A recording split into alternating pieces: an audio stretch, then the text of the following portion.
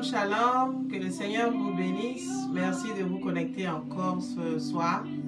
On va attendre quelques connexions et on va commencer le message de ce jour. Soyez bénis.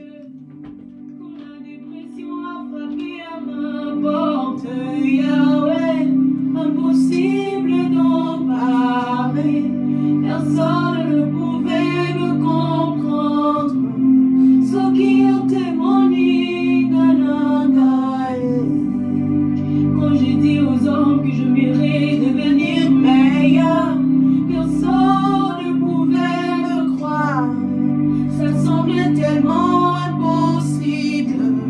Ceux qui ont témoigné, ma famille avait dit que pour mon cas c'était fini, c'était devenu impossible. Personne ne pouvait me comprendre. Ceux qui ont témoigné,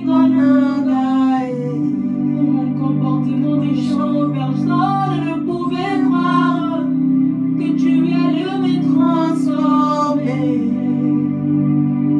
Mais Seigneur, tu as prouvé que rien n'était possible. La bête est l'eau, les solos, la camarade de l'envers. Alongolanga na magression, a commisanga son nom c'est Jésus. Même si tu n'es pas encore passé par là, ou même si tu n'as pas encore vaincu cette chose qui te dérange, tu peux toujours déclarer, tu peux toujours dire son nom c'est Jésus. Parce que Jésus a tout vaincu sur la croix. Parce que son nom c'est Jésus.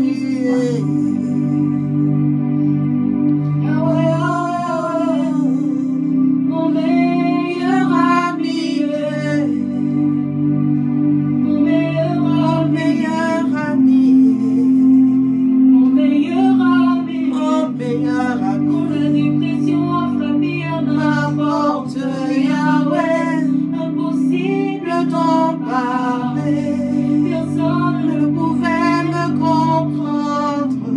Ceux qui ont témoigné dans leur life, quand les hommes s'étaient levés contre moi, Yahweh, impossible d'expliquer. Personne ne pouvait me comprendre. Ceux qui ont témoigné, quand mon corps s'était levé contre moi, Yahweh, impossible d'en parler. Personne.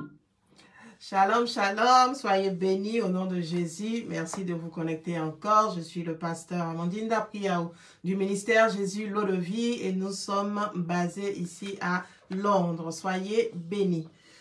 Le message cet après-midi est intitulé « Prier sans cesse ». Prier sans cesse. Et notre texte de base est tiré du livre de Luc au chapitre 18, du verset 1 jusqu'au verset 8. Nous allons commencer ce moment donc par la prière. Père éternel, nous prions que tu prennes le contrôle de ce moment. Viens nous enseigner et que nos vies soient transformées par la vérité de ta parole au nom puissant de Jésus. Alléluia.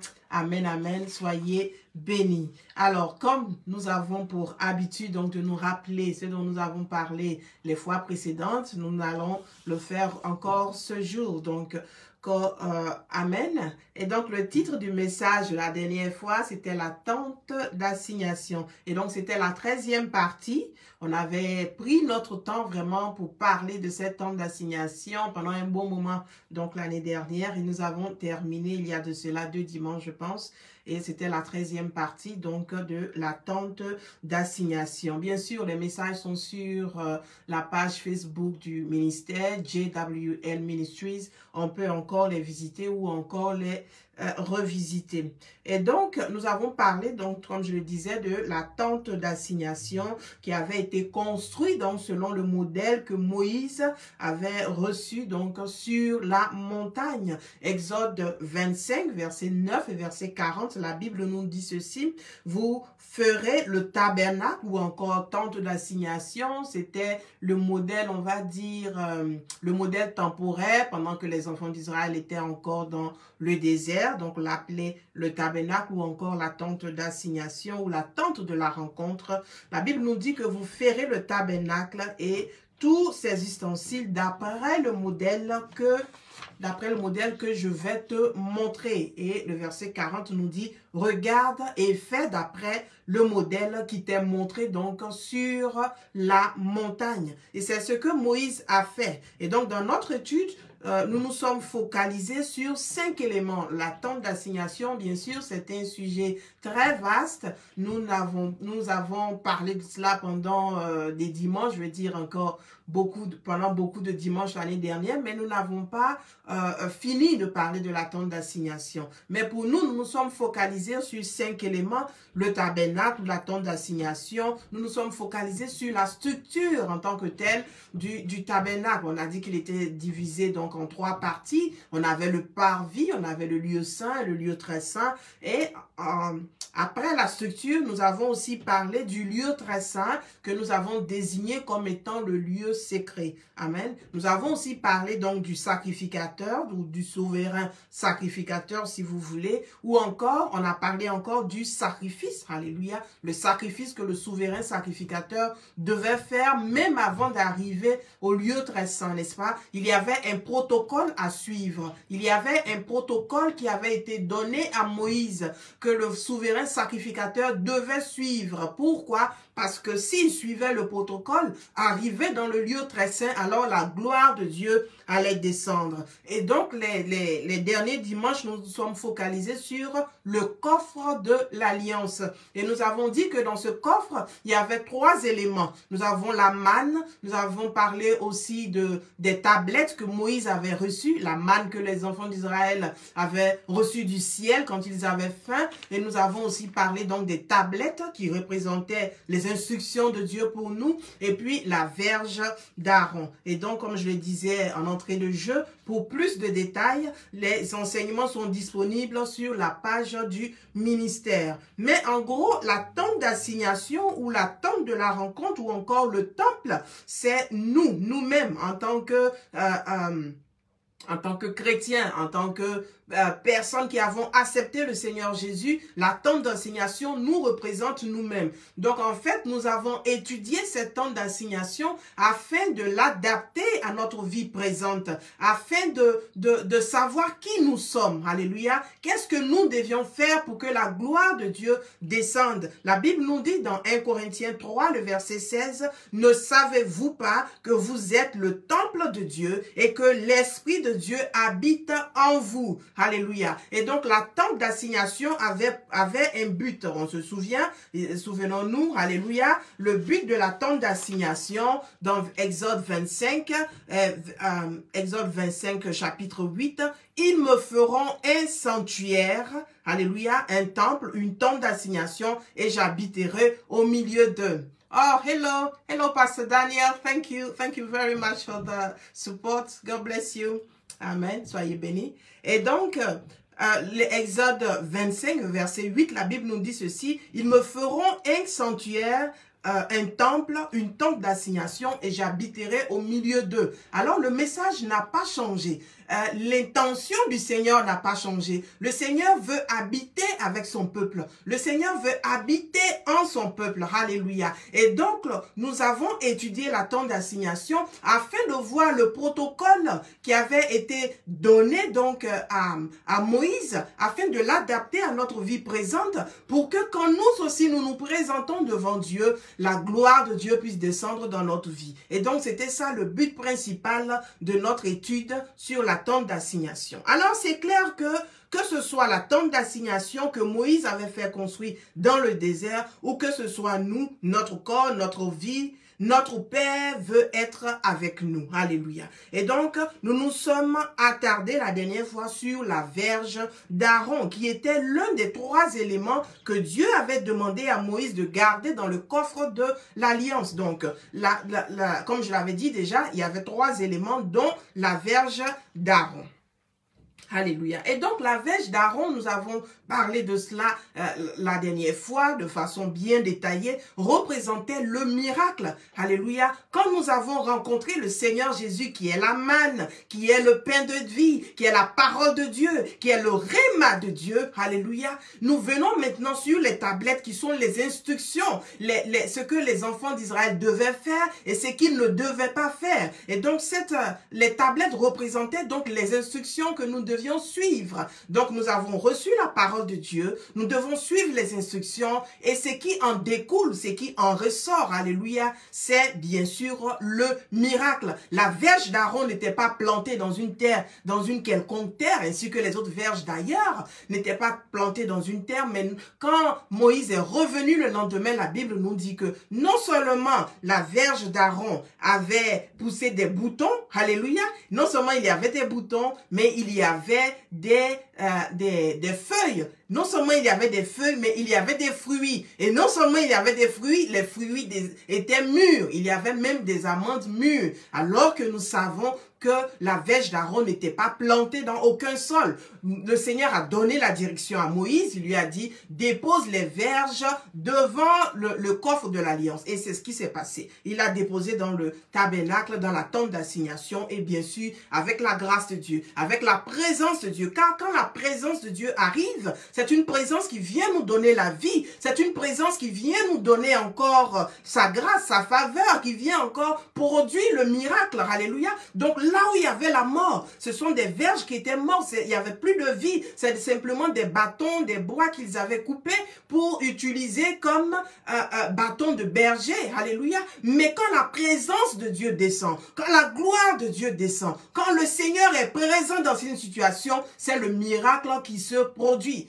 Alors, Exode 40, 33 à 34, la Bible dit ceci. Il fit dresser les tentures du parvis autour du tabernacle et de l'autel et disposa le rideau à la porte du parvis. Ainsi, Moïse acheva donc la construction. La nuée enveloppa la tente de la rencontre et la gloire de l'Éternel remplit le tabernacle. Donc, le verset 33 nous dit que Moïse a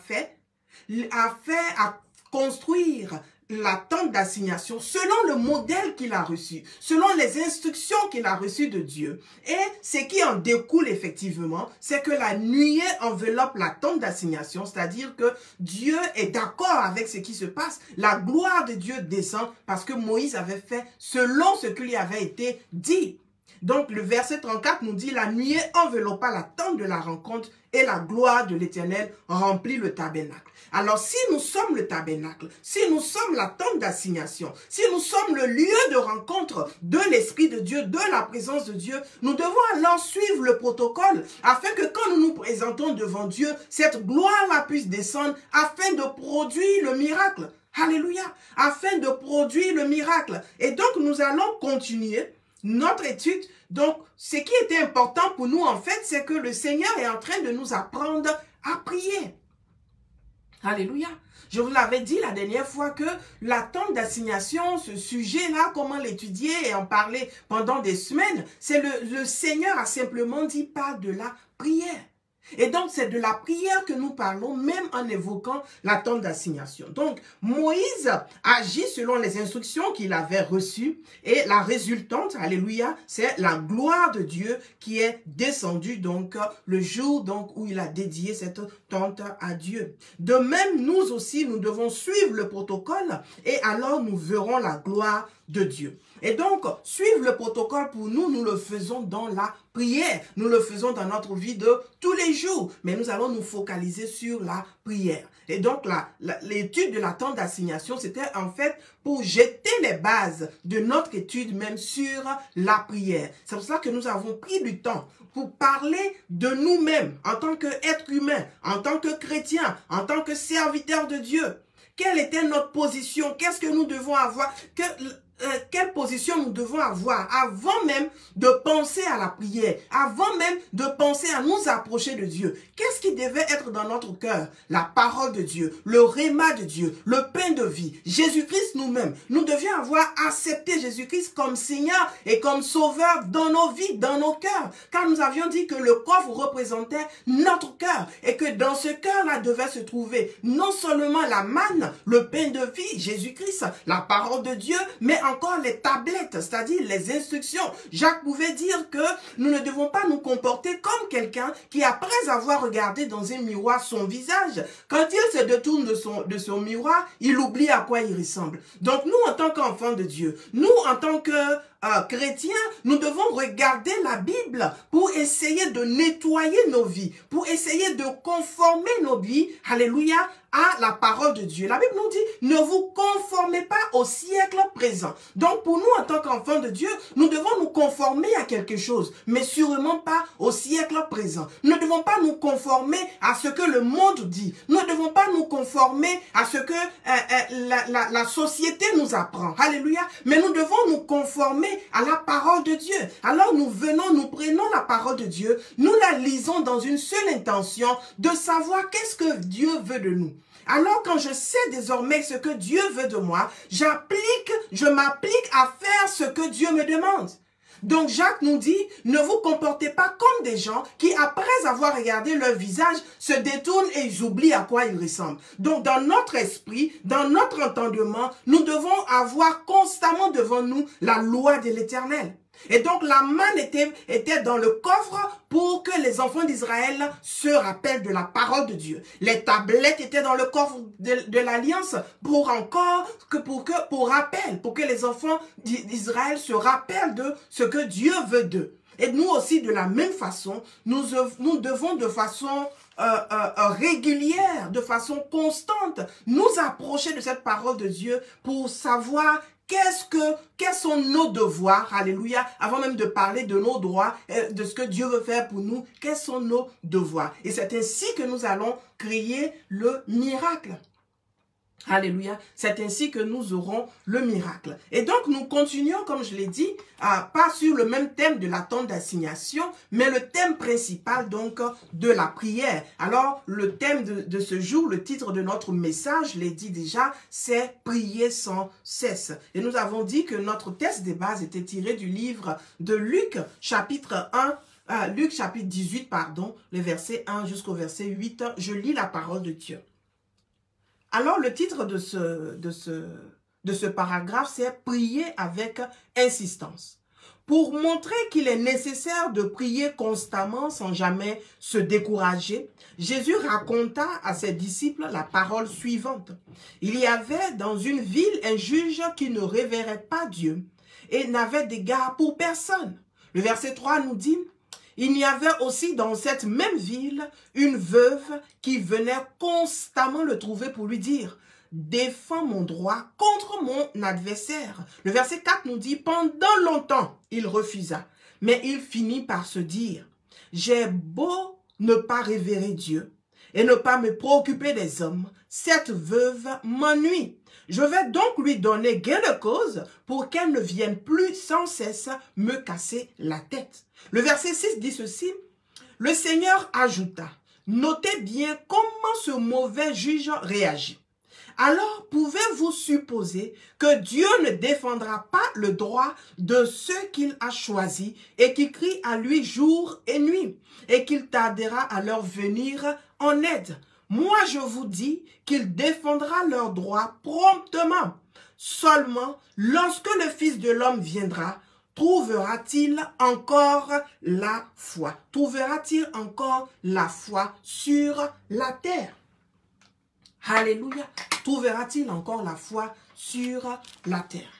Alors, et donc, tout en gardant tout ce dont nous avons parlé à l'instant par rapport à l'attente d'assignation qui essentiellement était portée donc sur la prière, nous continuons donc notre étude sur la prière. Alors, notre support, c'est la parabole. En ce jour, notre support, c'est la parabole donc du juge inique et de la veuve. du juge inique et de la veuve que nous venons de lire, alléluia, dans Luc 18, versets 1 à 8. Jésus avait enseigné la foule, alléluia, il avait enseigné la foule et il a pris, comme dans ses habitudes, il a pris les disciples à part, il les a pris en aparté, donc pour les enseigner encore plus, alléluia. Et donc c'est pendant ces différents moments où le Seigneur était en train d'enseigner ses disciples, donc il faut comprendre que cette parabole est adressée aux disciples.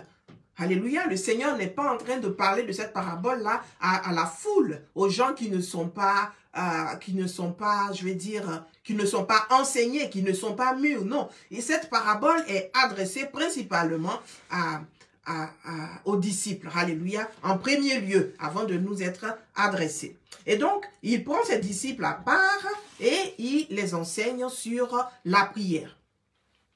Et donc, c'est l'habitude que le Seigneur Jésus avait. Et donc, il enseigne d'abord la foule, après, il prend les disciples, il les enseigne, mais encore, il va prendre Pierre, Jacques et Jean, encore en aparté. Donc, selon leurs différents niveaux de maturité, le Seigneur, donc, choisissait le genre de parole, le genre d'enseignement qu'il devait apporter selon le niveau de maturité. Et donc là, il parlait à des gens qui plus ou moins devaient être mûrs parce que c'était des disciples. Ils marchaient avec Jésus, ils étaient avec lui, ils voyaient ce qu'il faisait, les miracles qu'il avait opérés déjà, les enseignements qu'il leur avait déjà donnés. D'ailleurs, Jean 16, le verset 12 dit « J'ai encore beaucoup de choses à vous dire, mais vous ne pouvez pas les porter maintenant. » Alléluia. Donc le Seigneur avait encore beaucoup de choses à dire, mais il a compris qu'il ne pouvait pas les porter. Donc, c'est important de comprendre qui est notre audience, alléluia, dans cette parabole sur le juge inique. Il s'agit là des gens qui sont matures. Même Paul le dira dans 1 Corinthiens 3, verset 2.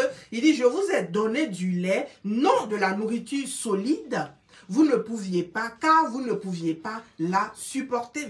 Et vous ne pouvez pas, même à présent, alléluia, même pendant que je vous parle encore, vous ne pouvez pas supporter cette nourriture solide. Donc, aujourd'hui, nous sommes en train de parler de la prière et nous disons prier sans cesse comme titre. Et nous disons que la parabole du juge inique et de la veuve s'adresse à une personne qui est mature, à une personne qui connaît le Seigneur Jésus, à une personne qui a une marche avec le Seigneur Jésus. Alors le verset 1 déjà va jeter les bases, alléluia. Le verset 1 de notre texte nous annonce les couleurs déjà. Alléluia, nous annonce déjà les couleurs. Et même le titre du paragraphe nous parle. Il dit « Priez avec insistance ». Priez sans cesse, priez avec persévérance. Et le verset 1 nous dit ceci, que cette parabole, quand nous lisons, je vais prendre ma version Louis II. Alléluia. Ma version Louis II, parce que l'autre version, c'est la version Semeur. J'aimerais bien lire ce passage dans la version Louis II qui dit ceci. Jésus leur adressa une parabole pour montrer qu'il faut toujours prier et ne point se relâcher. Donc le Seigneur Jésus-Christ avait quelque chose en tête. Il avait un but qu'il voulait atteindre par cette parabole. Il dit c'est pour montrer qu'il faut toujours prier. Alléluia.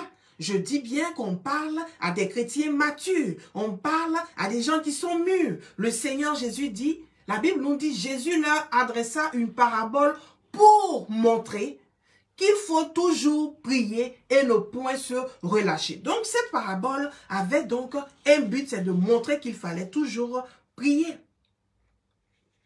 Et que la prière était nécessaire. Alléluia.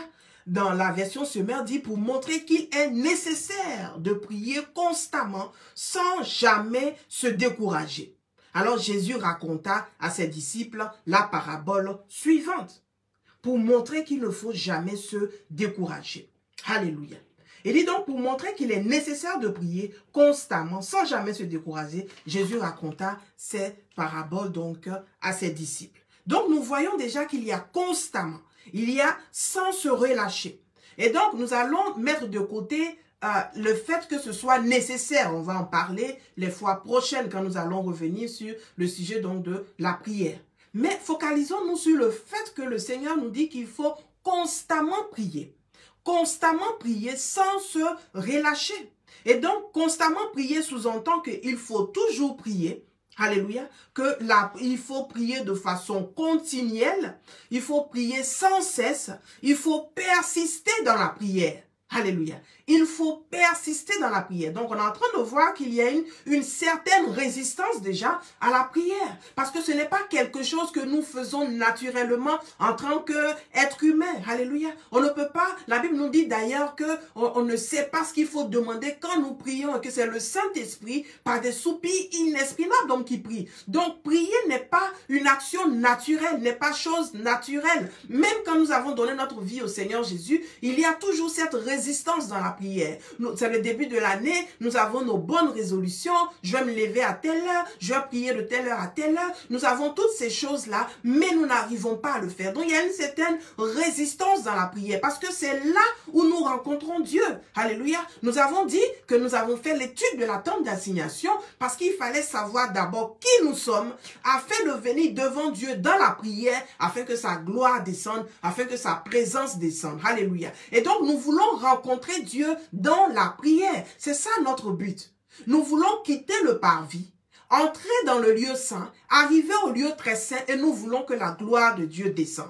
Alors c'est pour cela que nous voulons prier. C'est pour rencontrer Dieu. C'est une plateforme de rencontre avec Dieu, la prière. Alléluia. C'est là où nous rencontrons notre Dieu. Alors donc nous, en tant qu'être humain, la prière n'est pas une chose qui est naturelle, qui nous vient naturellement. Au contraire, notre chair va résister. Notre chair étant le parvis. Alléluia. Nos émotions vont résister. Je me sens bien, j'ai pas envie et tout ça. Nous sommes dans le lieu très saint, dans le lieu saint, pardon. Et jusqu'à arriver dans le lieu très saint, où là où est notre esprit. Jésus-Christ pouvait dire, il dit, l'esprit est bien disposé. L'esprit est bien disposé, l'esprit veut faire des choses, mais c'est la chair qui est faible. Alors priez sans cesse.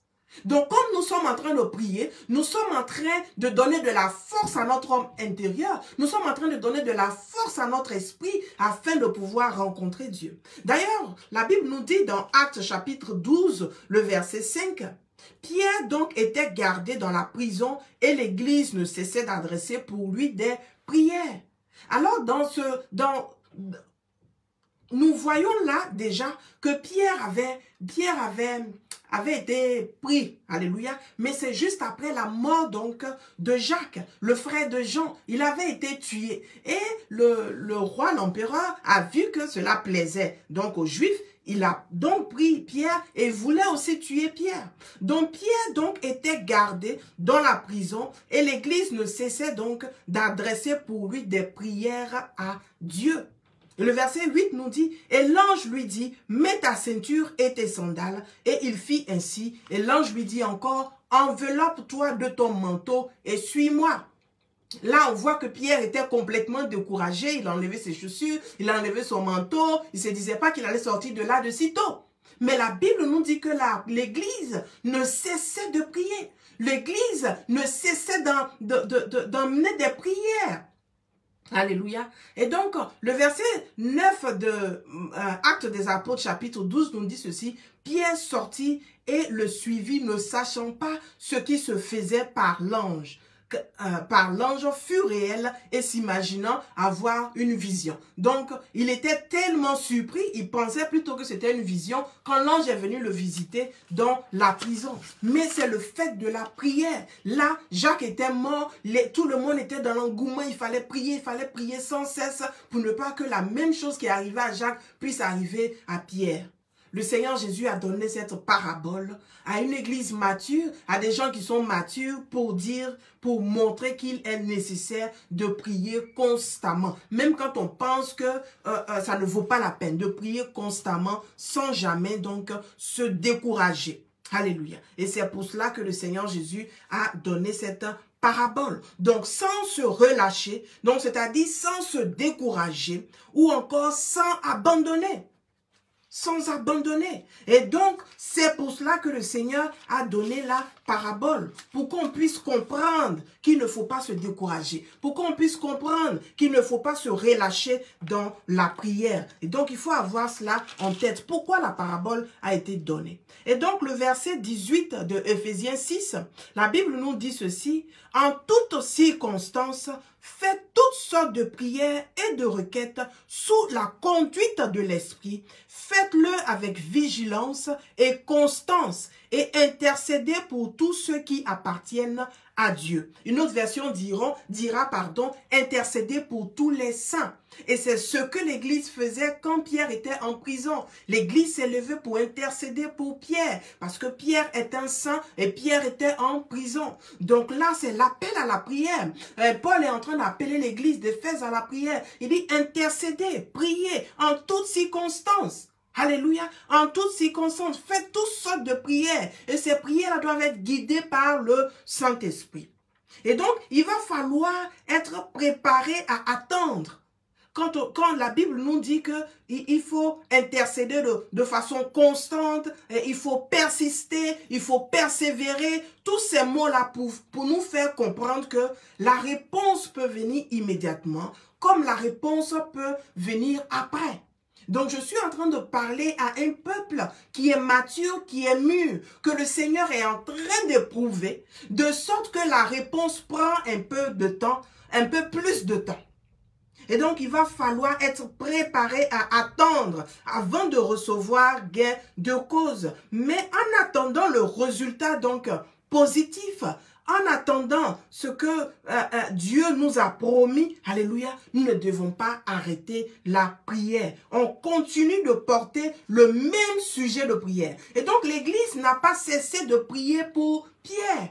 Pendant que Pierre était en prison, le temps que Pierre a passé en prison, ils n'ont pas arrêté de prier pour le même sujet. Ils priaient, demandant au Seigneur de faire sortir Pierre jusqu'à ce que le miracle se produise. Et Pierre est sorti de la prison au point où Pierre même pensait qu'il était dans un rêve. Parce que déjà Jacques était mort, donc pour lui il se disait qu'il était mort. Mais l'Église n'a pas cessé. L'Église a été disciplinée. L'Église a continué à prier. Donc nous aussi, nous devons être disciplinés dans la prière. Dans le sens où quand nous portons un sujet devant Dieu, quand nous portons des sujets devant Dieu, tant que nous n'avons pas eu gain de cause, tant que nous n'avons pas eu un résultat positif, nous continuons à porter ces mêmes sujets devant Dieu. Alléluia. Le même sujet de prière devant Dieu jusqu'à ce qu'on obtienne la réponse. C'est ça la persistance. Et c'est ce que la veuve a fait.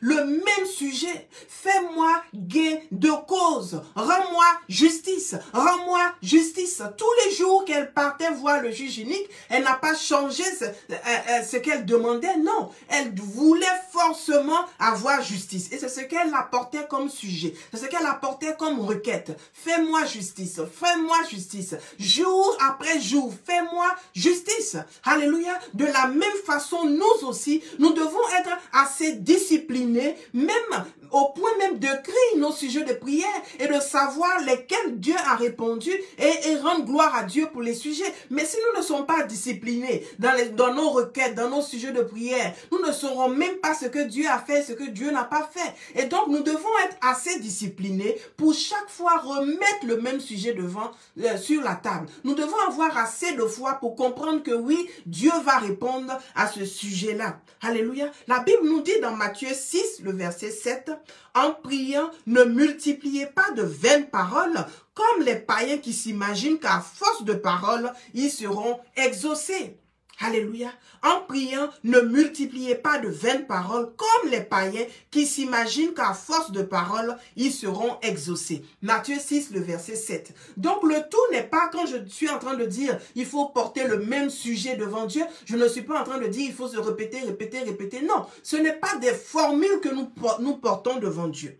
Alléluia. L'exaucement de la prière ne se trouve pas dans la multiplication de nos paroles, mais plutôt dans la sincérité de ce que nous disons, dans la sincérité de notre cœur, et dans la sincérité de nos paroles, et cela vient de notre cœur, comme quand Dieu pouvait le dire à Samuel. Il dit, l'homme regarde à l'apparence, mais moi je regarde au cœur. Il dit, ce peuple m'adore du bout des lèvres. Donc nous pouvons être dans la prière en train de dire des choses bien éloquentes, des choses qui sont agréables à entendre, mais qui ne viennent pas de notre cœur. Et donc, ce que Jésus est en train de reprocher, il dit, ce n'est pas le fait de se faire voir dans la prière et dire que non, je sais prier, je sais agencer mes mots et tout ça. Non, la prière doit venir de notre cœur. Il dit, quand nous avons étudié la tombe d'assignation, on a appris à prier à partir du lieu secret qui est notre cœur. Donc, le lieu secret est notre cœur. C'est de là que doit émaner la prière. La prière ne doit pas venir de notre chair, elle ne doit pas venir de nos émotions, mais la prière doit venir de notre cœur, bien sûr, sous la direction de l'Esprit de Dieu. Nous devons donc prier de façon sincère à Dieu. Donc, une prière sincère émane donc du cœur. Il ne s'agit pas d'avoir des formules de prière et de les répéter et de les réciter comme le fait certaines sectes. Alléluia. Comme le fait certaines sectes. Ils ont des formules de prière, une prière pour ceci, une prière pour cela. Ce n'est pas des prières qui viennent de ton cœur. Non, tu peux juste les télécharger, les photocopier et puis tu les lis. Donc, elles viennent du bout des lèvres, mais ce n'est pas du cœur. Alors que Dieu veut avoir une relation avec nous et là où il veut nous rencontrer, nous l'avons appris, ce n'est pas dans notre chair, ce n'est pas dans nos émotions, mais dans notre cœur, dans notre homme intérieur, dans le lieu très saint. C'est là où la gloire de Dieu descend. C'est là où l'Esprit de Dieu descend. C'est là où la présence de Dieu descend. Nous voulons avoir le miracle. Nous voulons obtenir le miracle. Nous voulons obtenir gain de cause. La prière doit émaner de notre cœur. Et un cœur qui connaît la parole de Dieu, qui a reçu le réma, qui a reçu le pain de vie, qui suit les instructions de Dieu, alors le miracle se produira. Nous avons dit que la verge d'Aaron avait fleuri. Pourquoi? Parce que la présence de Dieu était là et Dieu avait choisi Aaron. Et donc Matthieu 6, le verset 5 nous dit ceci. Lorsque vous priez, ne soyez pas comme les hypocrites qui aiment à prier debout dans les synagogues et au coin des rues pour être vus des hommes. Donc le Seigneur nous demande de ne pas être hypocrite. C'est quoi l'hypocrisie? L'hypocrisie, c'est d'avoir deux visages. Alléluia. Un visage qui est en train de sourire à quelqu'un, mais quand la personne tourne le dos, on a un visage tout défait. Donc le Seigneur nous demande de ne pas apporter cette hypocrisie-là dans la prière. Nous devons prier à partir de notre cœur et dire vraiment ce que nous ressentons. Et dire vraiment ce que nous avons dans le cœur. Seigneur, fais-moi justice. Seigneur, rends-moi justice. Seigneur, rends-moi justice. Et Jésus a prié une prière sincère pendant qu'il était dans le jardin de Gethsémane. Par 3 fois, la Bible nous dit. Il est parti avec Pierre, Jacques et Jean, justement, dont on parlait tout à l'heure. Pour aller prier, il a dit à Dieu, si seulement cette coupe pouvait s'éloigner de moi. C'est ce qui était dans son cœur. Est-ce que Jésus ne savait pas la mission pour laquelle il était sur la terre? Bien sûr qu'il la connaissait. Est-ce que Jésus ne s'était pas préparé toutes ces 33 années pour ce jour-là? Si, mais il s'est senti faible ce jour-là. Alors il ne va pas prétendre, même devant ses disciples, il ne va pas prétendre qu'il est fort, il ne va pas prétendre qu'il est en pierre. Non, Jésus vient en toute sincérité d'une prière qui émane de son cœur. Seigneur, si toutefois cette coupe pouvait s'éloigner de moi. Mais il dit pas ma volonté, mais ta volonté. Ta volonté. Il dit mon âme est attristée jusqu'à la mort. Mon âme est attristée jusqu'à la mort. Beaucoup d'entre nous disons des prières qui sont des formules. Et le Seigneur dit non, faut pas multiplier les paroles juste pour les multiplier. Qu'est-ce qui est dans ton cœur? Une prière qui émane du cœur. C'est cette prière-là que le Seigneur écoute. C'est à cette prière-là que le Seigneur répond. Jésus-Christ dit, je suis attristé jusque dans mon âme. Et la Bible nous dit que le Seigneur a envoyé un ange pour le fortifier. Alors, qu'est-ce que tu as dans le cœur? Qu'est-ce que tu veux dire à ton Dieu? Il est prêt à t'écouter. Mais il veut de toi une prière sincère. Une prière sincère. Le Seigneur ne se détourne jamais d'un cœur meurtri. Le Seigneur ne se détourne jamais d'un cœur qui crie à lui. Non. Mais la prière doit émaner de notre cœur. Pas de notre chair, pas de nos émotions, mais de notre être intérieur. Alors il nous dit, ce n'est pas le fait de multiplier les vaines paroles. Il dit au contraire, quand vous priez, ne soyez pas comme les hypocrites qui aiment à prier debout. Ne soyez pas comme des hypocrites. Alors, revenant à la veuve, quand elle se présente devant le juge inique, sachant qu'il n'avait d'égard pour personne, sachant qu'il ne craignait pas Dieu, elle a quand tout de même dit ce qu'elle avait dans le cœur, ce qui la tracassait. Elle avait besoin qu'on lui rende justice devant ses adversaires. Elle n'a pas mesuré ou du moins taillé sa requête à la mesure du juge unique, absolument pas. Qu'est-ce qui était dans son cœur? C'est ce qu'elle a exposé. Et nous aussi, c'est ce que nous devons faire. Nous ne devons pas prier pour les autres, avoir l'hypocrisie dans la prière, non. Et donc, prier constamment, prier sans cesse, demande de la persistance, demande de la persévérance, alléluia, quitte à ce que ce soit le même sujet. Quitte à ce que ce soit le même sujet, jour après jour, semaine après semaine, revenir et demander la même chose à notre Dieu. La Bible dit au Luc 18, le verset 3, il y avait aussi dans cette ville une veuve qui venait lui dire, fais-moi justice de ma partie adverse. Pendant longtemps, il refusa. Pendant longtemps, il refusa. Souvenons-nous du titre donc de notre paragraphe, prier sans cesse. Et le but de cette étude, Jésus voulait montrer combien de fois il était nécessaire de prier constamment sans se relâcher. Et donc le verset 3 nous fait comprendre que le juge était inique, c'est vrai, il était méchant, c'est vrai. Et donc quand la femme, la veuve, va le voir, pendant longtemps, il a refusé sa requête. Il a refusé donc de lui faire justice. Et donc, de la même façon, nous, c'est pas que Dieu refuse, mais de la même façon, souvent, nos requêtes aussi prennent du temps avant que nous voyions le résultat. Nous allons parler de cela la prochaine fois. Pourquoi ça prend le temps? Alléluia. Pourquoi nos prières prennent le temps avant d'avoir le résultat? Mais avant d'arriver à cela, continuons la prière. Avant d'arriver au résultat, nous devons continuer la prière. La veuve ne s'est pas découragée. Souvenons-nous déjà que dans cette culture juive, les femmes ne sont pas qu'est-ce qu'on va dire? Ne sont pas considérées. Et une femme veuve encore qui a perdu son mari n'est pas du tout considérée. Elle n'avait même pas droit à l'héritage, droit à rien du tout. Alléluia. Si elle n'avait pas d'enfant pour s'occuper d'elle ou quelque chose de ce genre, donc elle se retrouve toute seule, sans revenu, sans force, sans personne pour parler pour elle. Parce que si elle doit elle-même se présenter devant le juge, c'est qu'il n'y a personne pour parler pour elle. Et donc, dans sa condition de femme, dans sa condition de veuve, dans sa condition de démunie, elle se présente tout de même devant ce juge-là. De la même façon, nous devons nous aussi nous présenter tels que nous sommes devant notre Dieu. Nous devons nous présenter tels que nous sommes devant notre Dieu. N'oublions pas la raison pour la parabole. Jésus leur adressa une parabole pour montrer qu'il faut toujours prier et ne point se relâcher. Alors la veuve pendant longtemps a dû aller voir le juge pour obtenir justice. Et la Bible ne dit-elle pas dans Habakkuk chapitre 2, le verset 2, que l'Éternel m'adressa la parole et il dit, écris la prophétie. Il dit, grave-la sur les tables, afin qu'on la lise couramment. Il dit, verset 3, car c'est une prophétie dont le temps est déjà fixé. Elle marche vers son terme, elle ne mentira pas. La parole que le Seigneur t'a donnée ne mentira pas. Je veux dire à quelqu'un, ce que Dieu t'a dit, alléluia, arrivera assurément à son terme. Il dit, si elle tarde, attends-la, car elle s'accomplira certainement.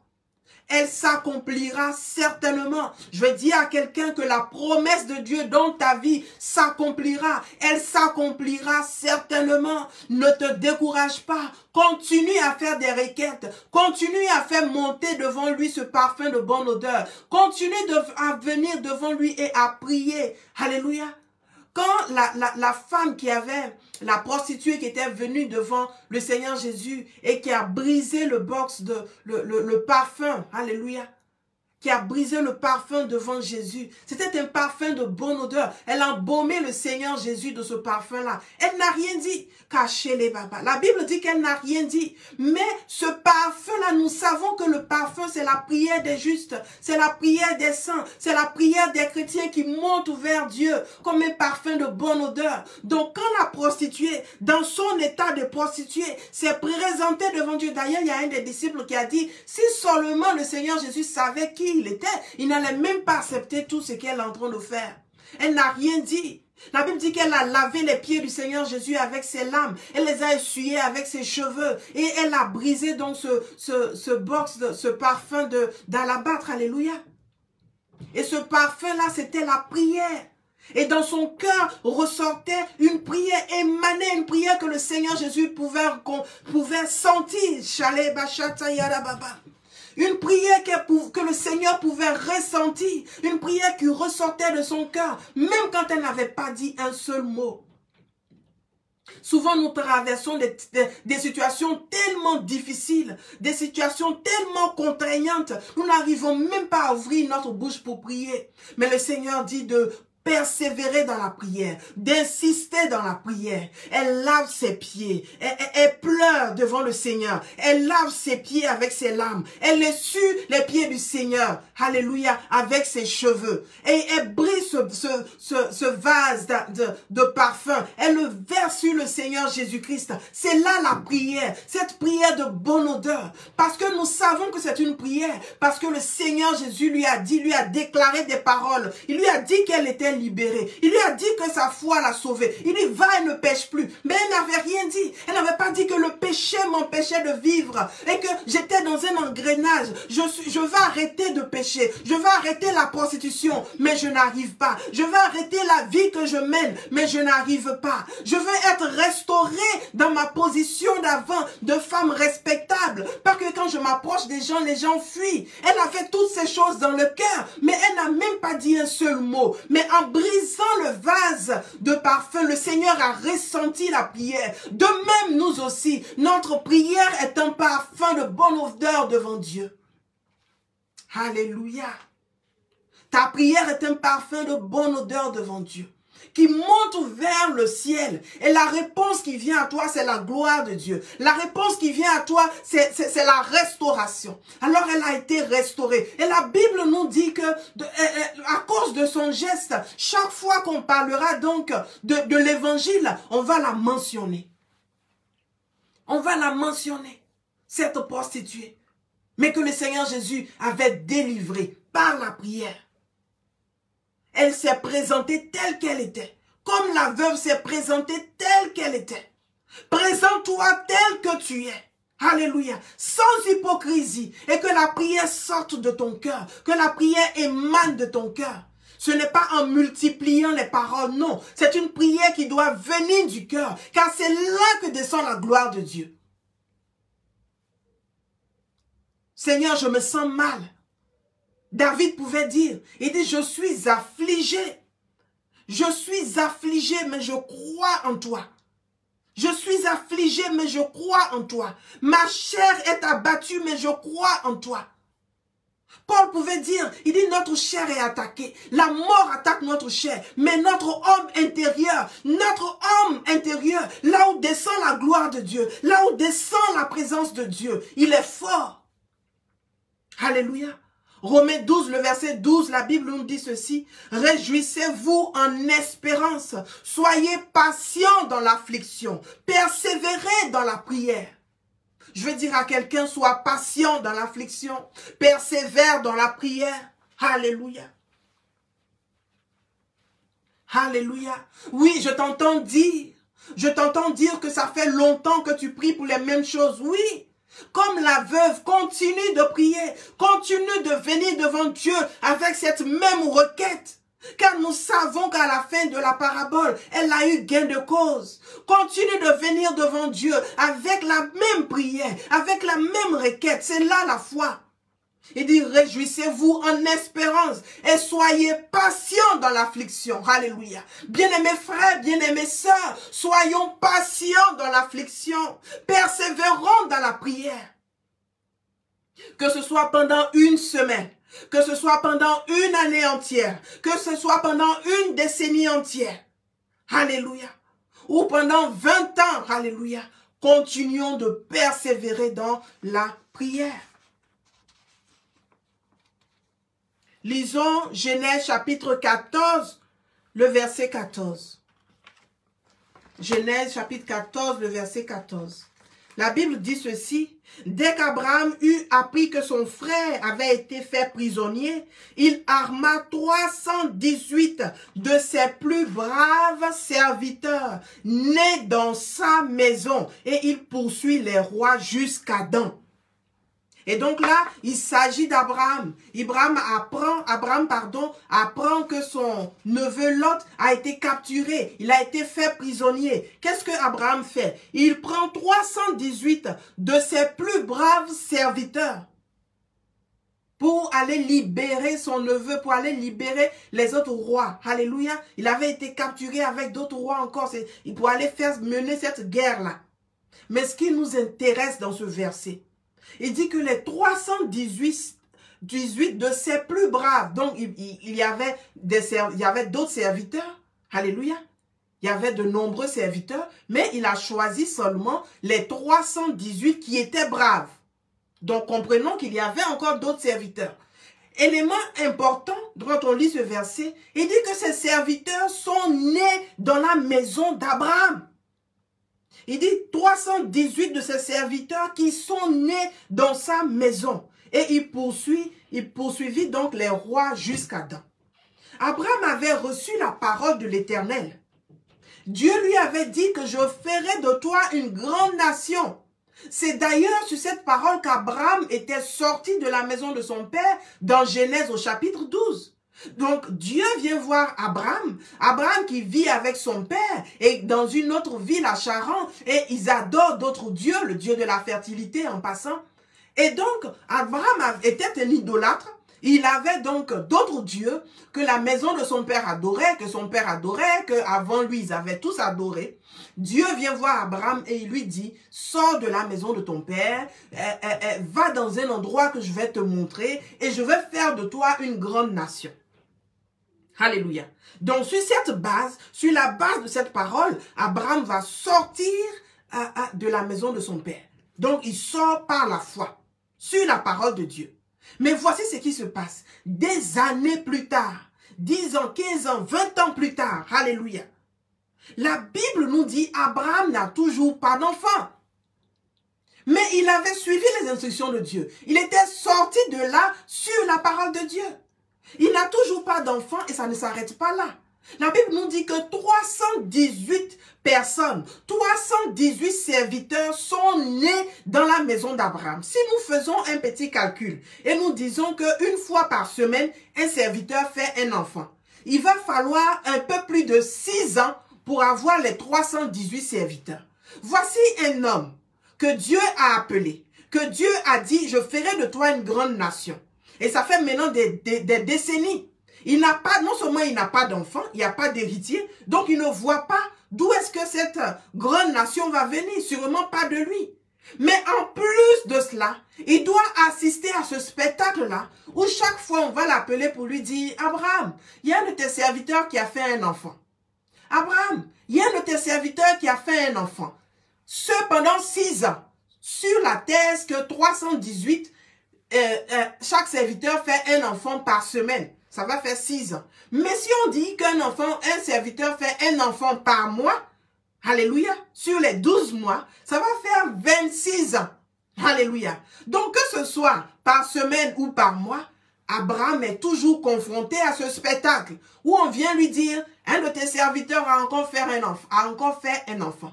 Un de tes serviteurs a fait un enfant. un de tes serviteurs a fait un enfant.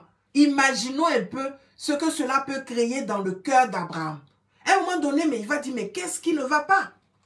Qu'est-ce qui ne va pas? 318 serviteurs devant lui ont fait des enfants dans sa propre maison. C'est-à-dire qu'il les nourrit, il en prend soin, il les garde, mais lui-même, Abraham, n'a pas d'enfant. Alors que la prophétie est sortie, la parole de Dieu est sortie. Alléluia, je veux dire à quelqu'un, Chalet Machantaya Baba, ça ne dépend pas de toi, ça dépend de Dieu. La parole est sortie. Habakkuk nous dit, si la prophétie tarde, attends-la car elle s'accomplira certainement. Alléluia. Abraham est devant ce spectacle-là, où les gens font des enfants autour de lui. Ah Seigneur, chaque semaine, chaque mois, chaque année, je dois assister au baptême des enfants des autres. Je dois assister à l'anniversaire des enfants des autres. Je dois aller au mariage des gens. Je dois aller faire la fête avec des gens qui ont eu des promotions. Je dois aller dans les églises des autres. Alléluia. Chaque fois, on m'invite à aller par-ci, à aller célébrer avec tel, à aller célébrer avec tel autre. Mais moi-même, je n'ai pas de travail. Moi-même, je n'ai pas de promotion. Moi-même, je n'ai pas de ministère. Moi-même, je n'ai pas d'enfant. Moi-même, je n'ai pas de foyer. Ce message est pour toi cet après-midi. Le Seigneur ressent ce que tu ressens. Alléluia. Car la Bible nous dit que nous n'avons pas un souverain sacrificateur qui n'a pas vécu ce que nous vivons. Alléluia. Nous n'avons pas un souverain sacrificateur qui ne comprend rien à être un être humain. Il sait bien. Luc 18, le verset 1, la Bible dit ceci. Jésus leur adressa une parabole pour montrer qu'il est nécessaire de prier constamment, sans jamais se décourager, sans jamais se relâcher, sans jamais abandonner. Je veux dire à quelqu'un, n'abandonne pas. Comme Abraham, si 318 de tes serviteurs sont nés dans ta maison pendant que tu n'as pas d'enfant, continue de crier à Dieu. Continue de te tourner vers le Seigneur. Continue de venir vers lui avec cette même requête. Alléluia. Continue. 1 année, 2 années, 10 ans, 15 ans. Je vous ai déjà rendu mon témoignage plusieurs fois. Pendant plus de 12 ans, je n'avais pas de travail. C'était mon seul sujet de prière. Seigneur, je veux un travail. Seigneur, je veux un travail. Seigneur, je veux un travail sans relâche. Jusqu'à ce que le Seigneur réponde à cette prière. Je parle à des chrétiens matures. Je parle à des chrétiens mûrs. Alléluia. Alléluia. Je parle à des chrétiens mûrs. À des chrétiens matures.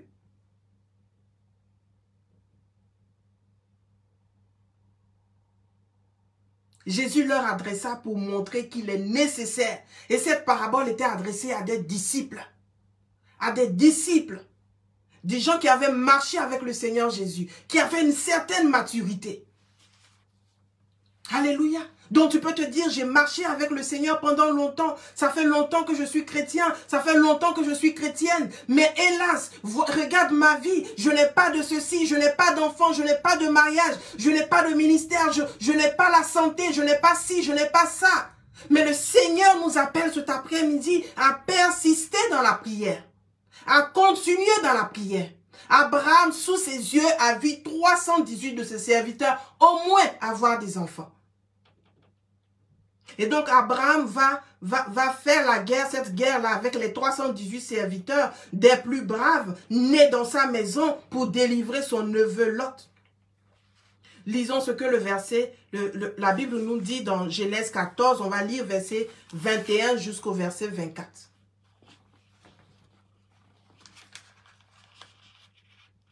Genèse 14, verset 21 jusqu'au verset 24, la Bible dit ceci. Le roi de Sodome dit alors à Abraham, « Rends-moi les personnes et garde les biens pour toi. » Abraham lui répondit, je jure à m'élever vers l'Éternel, le Dieu très haut qui a formé le ciel et la terre, que je ne prendrai rien de ce qui t'appartient, pas même un fil ou une courroie de souliers, pour que tu ne puisses pas dire « j'ai enrichi Abraham ». Je ne veux rien si ce n'est ce qu'ont mangé les jeunes gens. De plus, la part des hommes qui m'ont accompagné à Ner, École et Mamré, eux, ils la prendront. Chapitre 15, verset 1, la Bible dit ceci. Après ces événements, l'Éternel s'adressa à Abraham dans une vision. Ne crée rien, Abraham, lui dit le Seigneur, je suis ton protecteur, ta récompense sera grande. Abraham répondit, Éternel Dieu, que me donnerais-tu? Je n'ai pas d'enfant, et c'est Eliezer de Damas qui héritera tous mes biens. Tu ne m'as pas donné de descendance, poursuivit-il, et c'est un serviteur attaché à mon service qui sera mon héritier. Verset 4, la Bible dit, alors l'Éternel lui parla en ces termes. Non, cet homme-là ne sera pas ton héritier, c'est celui qui naîtra de toi. Alléluia, qui héritera de toi. Et là donc, Abraham est allé faire la guerre avec les 318 serviteurs des plus braves, la Bible nous dit, de ceux qui sont nés dans sa maison. Et donc, il a délivré le roi de Sodome. Et donc, le roi de Sodome lui dit, bon, qu'est-ce qu'on peut te donner? Il est en train de négocier, comment il va récompenser Abraham? Abraham lui dit, non, j'ai pas besoin que tu me donnes quoi que ce soit. D'ici là, que tu dises que c'est moi qui t'ai, c'est toi qui m'as enrichi. Non, je ne veux rien. Tout ce que je veux, c'est au moins que les jeunes gens qui m'ont suivi, ceux qui sont venus avec moi, vous pouvez leur donner quelque chose, mais moi, je ne veux rien. Abraham ne prend rien du roi de Sodome. Mais dans son cœur, il y a quelque chose. On comprend qu'il y a quelque chose dans son cœur. Quand au chapitre 15, il vient se présenter devant Dieu et Dieu lui dit, l'Éternel s'adressa à Abraham en une vision, dit, ne crée rien. Donc Abraham est en train de se poser des questions. Ce n'est pas les biens de la terre qu'il recherche. Ce n'est pas ce genre de récompense qui viennent d'un homme qu'il recherche. Il recherche quelque chose qui vient de Dieu. Alléluia. Il se rend compte que, mais attends, tous ces serviteurs-là sortent de ma maison et c'est finalement un serviteur qui sera mon héritier alors que Dieu m'a dit que j'aurai un enfant, alors que Dieu m'a dit que ma descendance sera nombreuse. Alors voici la réponse que le Seigneur lui donne. Dieu lui dit, alors l'Éternel lui parla en ces termes, non. Qu'est-ce qu'Abraham a dit? Il dit, non, je n'ai pas d'enfant, c'est un autre qui sera mon héritier. Le Seigneur lui dit carrément, non. Cet homme-là ne sera pas ton héritier. C'est celui qui naîtra de toi, qui héritera de toi. Et c'est là la promesse de Dieu à Abraham. Et c'est cette même promesse que Dieu lui avait faite déjà au chapitre 12 de Genèse. Et donc Dieu revient sur la promesse pour dire non, un enfant viendra de toi. Je vais dire à quelqu'un, cantonne-toi, alléluia, focalise-toi sur la promesse de Dieu. Qu'est-ce que l'Éternel t'a dit? Quel est le réma que Dieu t'a donné? Quelle est la prophétie qu'il t'a donnée? Il est en train de te dire que non. Les solutions que tu es en train de trouver maintenant, le Seigneur dit non à ces solutions. Ce qu'il a prévu pour toi, c'est exactement ce qui va arriver. Ce qu'il a prévu pour toi, c'est exactement ce qui va se passer. Ce n'est pas à toi de décider que c'est un serviteur qui sera ton héritier. Il y a un enfant sortira de toi. Un enfant sortira de ton sein. Et c'est celui-là qui sera ton héritier. Dis l'Éternel, quelle est la parole? Quel est le réma que tu as reçu? Alléluia. La Bible dit de rester cantonné sur la promesse car elle s'accomplira certainement. Et donc la promesse de l'Éternel ne se perd jamais, car il n'est pas un homme pour mentir, ni le fils d'un homme pour se repentir. Ce que sa bouche annonce, sa main l'accomplit. Et donc pendant longtemps, la veuve avait importuné le juge pour avoir gain de cause. La Bible nous dit dans 1 Thessaloniciens 5, le verset 17, la Bible nous dit prier sans cesse. Nous devons prier sans cesse. Nous aussi, sans relâche, nous devons prier. Sans cesse, nous devons prier. Sans se décourager, nous devons prier. Et de façon constante, nous devons prier. Et la veuve venait jour après jour devant ce juge unique pour la même requête. Fais-moi gain de cause. Alléluia. Donc nous aussi, nous devons nous présenter devant Dieu avec nos requêtes. Pas comme devant un juge unique ou quoi que ce soit, non. Mais devant Dieu, avec nos vraies requêtes, les requêtes qui viennent de notre cœur. sans hypocrisie. Alléluia. Pas avec des formules toutes écrites. Quelqu'un d'autre qui a écrit ses prières parce que c'est ce qu'il pensait, non. Ou c'est ce qu'il traversait, non. Nous ne devons pas venir devant Dieu avec des formules, non. Nous devons nous présenter devant lui. Comme le fils prodigue.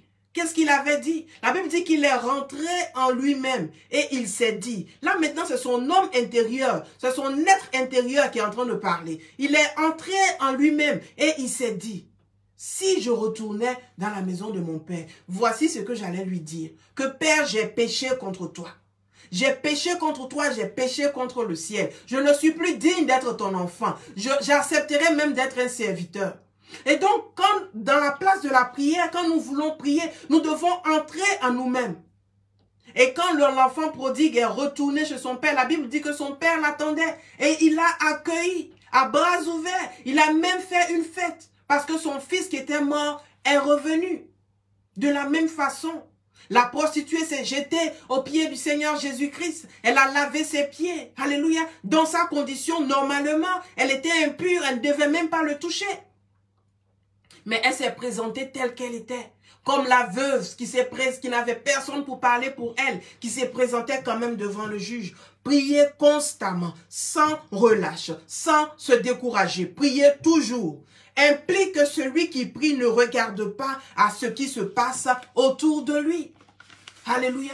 Pendant qu'on est en train de prier, on ne sait pas qu'on va s'arrêter au coin des rues et on se rend compte de tout ce qui se passe autour de nous et tout ça. Non, Jésus dit ne faites pas cela. Ne vous arrêtez pas au coin de rue. En fait, c'est la distraction. Il dit plutôt quand vous voulez prier, rentrez dans la chambre, fermez la porte. C'est-à-dire que fermez-vous à toute distraction. Fermez-vous à toute distraction. Donc, si nous voulons prier avec persistance, nous ne devons pas regarder, ah, je suis parti le voir, j'ai vu le juge, mais il m'a dit non. Je suis allé voir le juge, il a fermé la porte. Non, nous ne devons pas regarder à nos circonstances. Luc 18, verset 2, la Bible dit ceci. Il dit, il y avait dans une ville un juge qui ne craignait point Dieu et qui n'avait d'égard pour personne. On voit déjà dans quel environnement hostile la veuve doit se présenter.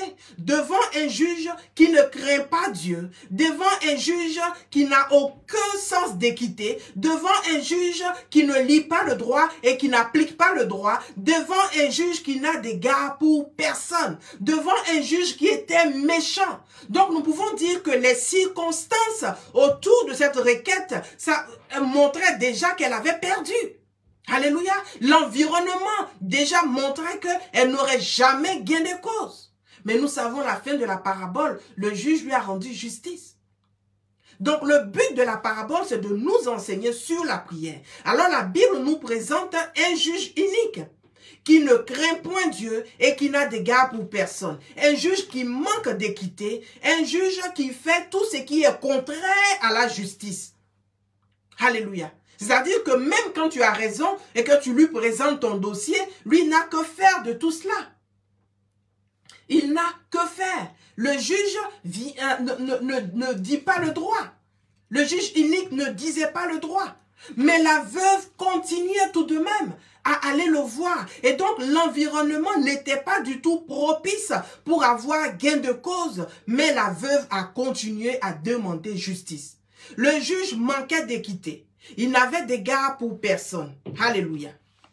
Le verset 1 de Luc 18 nous dit, Jésus leur adressa une parabole pour montrer qu'il faut toujours prier et ne point se relâcher. Donc si nous savons quel est le but de notre parabole, montrer qu'il faut toujours prier, ne point se relâcher, nous n'allons pas avoir d'égard, nous aussi, pour notre environnement, pour les choses qui se passent autour de nous, pour les circonstances même que nous traversons. Alléluia.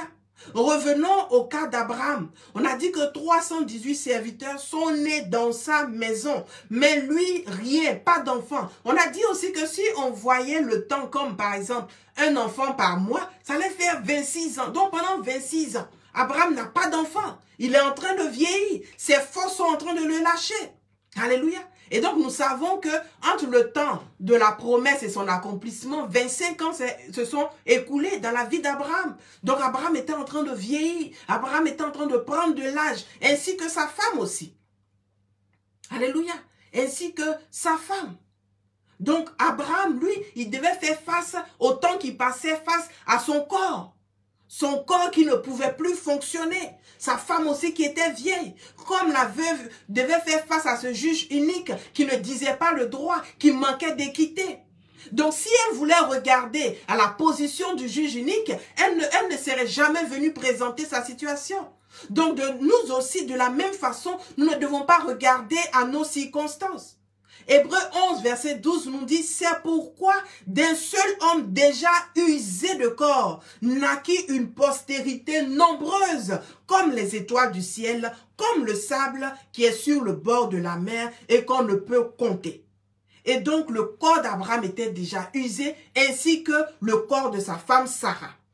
On peut se dire, mais j'ai vieilli, je n'ai pas encore commencé à travailler. Quand est-ce que je vais préparer ma retraite? Ah, je n'ai pas de promotion. Ah, je suis en train de vieillir, je ne suis même pas encore mariée. Je n'ai pas d'enfant, je n'ai pas de ceci, je n'ai pas de cela. Ah, je suis tellement malade, je ne peux pas faire ceci, je ne peux pas faire cela. Notre environnement peut être contraire. Il peut ne pas être propice à notre requête. Alléluia. Mais nous ne devons pas regarder autour de nous. Parce que le résultat ne dépend pas de notre environnement. Le résultat ne dépend pas de ce que nous traversons. Le résultat ne dépend même pas de nous. Quand Moïse prend la verge d'Aaron et les 11 autres et dépose dans la tente d'assignation, c'était pas dans de la terre, c'était pas en train d'être arrosé, mais la Bible dit que le lendemain quand il est venu, non seulement il y avait des bourgeons, mais il y avait des feuilles, mais il y avait des fruits et les fruits étaient mûrs. Alléluia. Le miracle de Dieu ne dépend pas de nous, de notre environnement, de ce que nous connaissons, de nos expériences, de notre savoir, mais il dépend de la grandeur de notre Dieu, du Dieu que nous prions. Alléluia. Romains 4, versets 16 à 18. La Bible dit, espérant contre toute espérance, il crut en sorte qu'il devint père d'un grand nombre de nations selon ce qui lui avait été, dit. Telle sera ta postérité. Donc, espérant contre toute espérance. Normalement, Abraham n'avait même pas le droit d'espérer. Sa femme était déjà vieille. Alléluia. Sa femme était déjà vieille. Il n'avait même pas de raison d'espérer. Lui-même, même s'il pouvait faire des enfants avec d'autres, on sait que après la mort de Sarah, il a eu d'autres enfants. Alléluia. Il y a eu une force qui est née en lui parce que Sarah même a dit que mon Seigneur même ne vient même plus vers moi. Comment est-ce que je vais faire un enfant? Donc nous savons que Sarah avait déjà dépassé l'âge de la ménopause depuis bien longtemps. Depuis bien longtemps. Mais la Bible dit, espérant contre toute espérance. Je veux dire à quelqu'un, peut-être que la situation que tu traverses te demande toi-même de façon logique, toi-même de façon objective, tu n'as même plus le droit d'espérer. Mais ce que je veux te dire cet après-midi, ce soir, de la part de l'Éternel, il dit de continuer à espérer, même contre toute espérance. La Bible dit, il crut en sorte qu'il devint père d'un grand nombre de nations, selon ce qui lui avait été dit. Telle sera ta postérité. Donc Abraham a reçu ce que Dieu lui a donné. Même quand son corps lui disait que non, tu ne pourras plus. Même quand sa femme lui disait que non, tu ne pourras plus. Alléluia. Quand les circonstances autour de nous, que nous sommes dans un désert où rien ne pousse. Alléluia. Où rien même ne peut pousser de façon logique, de façon naturelle. Alléluia. Nous devons faire appel à Dieu. Nous avons besoin du miraculeux. Et c'est Dieu qui peut apporter ce miracle. Alléluia. C'est Dieu qui peut apporter ce miracle. Même quand nous disons, ma force me laisse. Alléluia. Nous devons continuer à dire, Seigneur, fais-moi gain de cause. Combien de fois on n'a pas eu de témoignages de femmes de plus de 50 ans qui ont fait des enfants, qui ont fait des triplés. Alléluia. Qui ont fait des triplés, qui ont fait des jumeaux. Pendant que j'ai encore un peu de force, pendant que j'ai encore un peu de force, je prie, je demande au Seigneur, pendant que j'ai encore un peu de force, pendant que je peux sortir, pendant que je peux vaquer à mes occupations, Seigneur, donne-moi ceci, Seigneur, donne-moi cela, mais il ne me donne pas. Alléluia. Mais la Bible dit, espérant contre toute espérance. Alléluia. Espérant contre toute espérance. Abraham a cru en la promesse. Abraham a cru à ce qu'on lui avait dit, a cru à ce que Dieu lui avait dit. Et effectivement, il a eu gain de cause. Tu as prié, tu as essayé, mais là, tu t'es résigné. Tu te dis, bon, ça va, c'est bon, j'aurai pas d'enfant. Comme Abraham l'a fait, il dit, bon, c'est Eliezer, mon serviteur, qui sera mon héritier. Mais le Seigneur lui a dit non. C'est comme nous aussi, souvent nous se disons, bon, ça va, je me rends à l'évidence, ça ne se fera jamais, je ne vais jamais voyager, je ne serai jamais guéri, je ne vais jamais faire ceci ou je ne vais jamais faire cela. La parole dit, espérant qu'en toute espérance, alléluia. Et c'est cette posture-là que nous devons avoir. On se souvient de Anne. Anne qui ne pouvait pas avoir d'enfant. La Bible dit que pendant des années, chaque fois, sa coépouse la mortifiait, se moquait d'elle. Pendant des années. Lisons cela dans 1 Samuel 1. On va lire quelques versets, on ne va pas lire tout. Mais 1 Samuel 1, la Bible dit ceci. À partir du verset, je vais lire le verset 2-3. Il avait épousé 2 femmes. L'une s'appelait Anne et l'autre Pénina. Pénina avait des enfants, mais Anne n'en avait pas. Alléluia. Anne n'en avait pas. Chaque année, Elkana le mari, se rendait de sa ville à Silo pour y adorer l'Éternel, le Seigneur des armées célestes, et pour lui offrir des sacrifices. Les 2 fils d'Élie, Ophni et Phiné y officièrent comme prêtres de l'Éternel. Le verset 6 nous dit ceci. Sa rivale ne cessait de la vexer pour l'irriter contre Dieu de ce qu'il les rendu stérile. Verset 7. Cela se reproduisait chaque année. Toutes les fois qu'Anne se rendait au sanctuaire de l'Éternel, Pénina les aspirait. Alors Anne pleurait et restait sans manger. Le verset 10 dit ceci. Très affligée, Anne pria l'Éternel en pleurant à chaudes larmes. Alors elle fit le vœu suivant. Éternel Seigneur des armées célestes, si tu veux bien considérer la misère de ta servante, et si tu interviens en ma faveur, si tu ne me délaisses pas ta servante, et si tu me donnes un fils, alors je te le consacrerai pour toute sa vie. Ses cheveux et sa barbe ne seront jamais coupés. Le verset 17 nous dit, dans ce cas, lui dit Élie, va en paix et que le Dieu d'Israël exauce la requête que tu lui as adressée. Anne répondit, je me recommande à ta bienveillance. Puis elle s'en alla, se restaura et son visage fut différent. Là maintenant, elle avait une parole, son visage fut différent. Le verset 28 nous dit, elle fut enceinte et au terme de sa grossesse, elle mit au monde un garçon auquel elle donna le nom de Samuel. Dieu a entendu, car, dit-elle, je l'ai demandé à l'Éternel. Et donc, nous voyons le cas de Anne. Chaque année, d'année en année, sa coépouse se moquait d'elle, sa rivale les aspirait. Alléluia, elle la mortifiait. Et Anne, elle priait, jusqu'à ce que Élie vienne la voir. Mais parce que Anne était tellement meurtrie, elle était tellement attristée dans son âme, affligée dans son âme. Ses prières ressemblaient à des prières d'une personne qui était sous l'influence de l'alcool. Mais Élie va lui dire qu'il te soit fait selon ta prière que tu as adressée. Donc je veux dire à quelqu'un, même si tu es affligé, même si tu te sens mal, même si tu as prié, tu n'as pas gain de cause, on se moque de toi. Toi-même, tu veux te rendre à l'évidence. Souvent, on le dit, mais rends-toi à l'évidence. Non, quelle est l'évidence? L'évidence, c'est la parole du Seigneur. Qu'est-ce que le Seigneur a donné comme parole? C'est ça l'évidence pour nous en tant qu'enfants de Dieu. Donc, Anne n'a pas cessé de prier, de crier à Dieu. Et la Bible nous dit qu'elle a eu un enfant. Voici ce que dit David. La Bible dit ceci. Il dit, oui, j'ai gardé confiance, même quand je disais, je suis trop malheureux. Dans mon accablement, j'en venais à me dire, tout homme est un menteur. Que puis-je rendre à l'Éternel pour tous ses bienfaits envers moi? Donc David dit, il dit oui, j'ai parlé, j'ai gardé confiance, même quand je disais, je suis malheureux. Tu peux te dire que tu es malheureuse. Tu peux te dire que tu es malheureux. Tu peux être affligé. Mais tu dois continuer dans cette affliction à croire en Dieu. Tu dois continuer à prier sans relâche. À revenir devant cette situation. À revenir devant Dieu avec cette même requête. Pas comme priant à un Dieu qui n'entend pas, qui ne connaît pas nos problèmes. Non. Alléluia. Non. Mais revenir devant Dieu chaque fois avec cette même requête, même si nous sommes affligés. Et c'est ce que David disait. Il dit, c'est vrai que je l'ai dit. Je dis de ma bouche que je suis malheureux, mais dans mon cœur, j'ai encore confiance. Alléluia. L'ange a dit à Marie, il dit, Élisabeth, ta cousine, elle est enceinte. Ta cousine est enceinte, car rien n'est impossible à Dieu. Je veux dire à quelqu'un, rien n'est impossible à Dieu. Continue de prier sans relâche. Continue de prier constamment, sans toutefois regarder aux circonstances hostiles qui sont autour de toi. Le paralytique à la piscine de Bethesda, la Bible dit 38 ans qu'il était malade.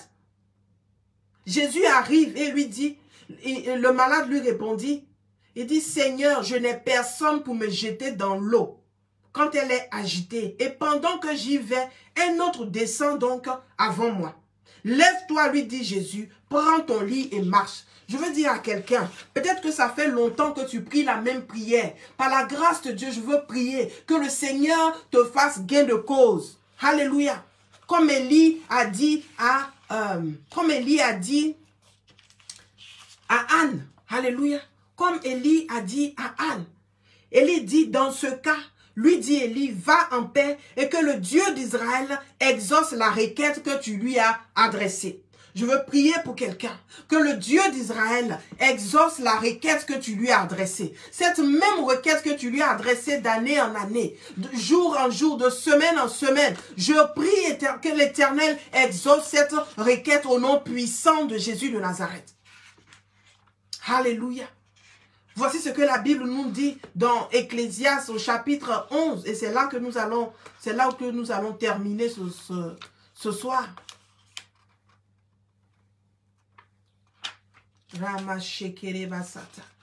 Ecclésiaste chapitre 11, la Bible dit ceci au verset 4. Il dit, celui qui guette sans cesse le vent n'ensemencera jamais. Et celui qui observe toujours les nuages ne moissonnera pas. Alléluia. Tu ignores quel est le chemin du vent et tu ne sais pas comment se forment les os de l'embryon dans le sein de la mer. De même, tu ne connais pas l'œuvre du Dieu qui fait toutes choses. Qu'est-ce que la parole de Dieu est en train de nous dire? Il dit, si tu regardes à tes circonstances, si par exemple tu es sur le chemin pour aller moissonner et que tu regardes les nuages et que tu te rends compte que les nuages se sont assombris, tu risques de retourner à la maison sans moissonner. Et si tu continues dans cette direction, tu ne moissonneras jamais. Si tu continues de regarder à tes circonstances, si tu continues de regarder à tes expériences passées, si tu continues de regarder à ta chair, à ce que tu connais, à ce que tu peux et tu ne peux pas, que tu continues de regarder à ceux qui sont autour de toi, ton oncle par-ci, ta tante par-là, ton père, ta mère, ton cousin, ton neveu, si tu commences à regarder à ton environnement, tu ne moissonneras jamais.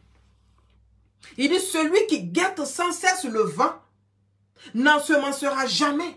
Parce que tu veux aller jeter ta semence. Ah, mais il y a trop de vent aujourd'hui, je vais attendre demain. Il y a trop de vent encore le lendemain, je vais attendre le surlendemain. Jamais tu vas aller semer. Pourquoi? Parce que le vent t'empêche. Le vent, c'est quoi? C'est les circonstances contraires. Le vent, c'est les circonstances, l'environnement hostile. Alléluia. L'environnement peu propice au miracle. Donc, si nous regardons à ces choses, nous